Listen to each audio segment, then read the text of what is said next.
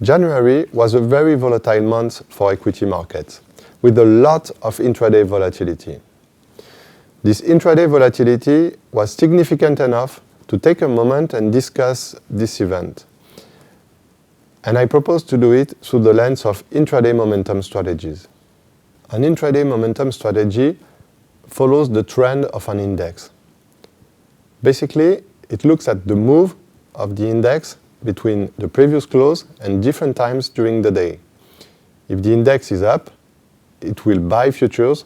If the index is down, it will sell futures. The bigger the move, the bigger the size of the position. Let's take the example of an index down by 5% at midday. The strategy would sell a lot of futures to follow the downward trend. If, by the end of the day, the index continues to go downwards and closes, let's say, at minus 10%, the strategy would generate a lot of performance. On the contrary, if the downtrend reversed and the index closes at plus 5%, it would lose a lot.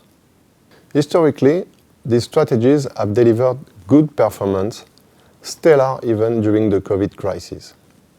But for the past few months, they have been struggling as equity indices have tended to experience large intraday reversals. The most epic example was in January the 24th. The S&P indeed erased a 4% intraday loss to end the day in the green. We see different potential causes for this underperformance. Liquidity, which tends to dry up when the market becomes volatile. It amplifies market noise and increases the risk of reversals.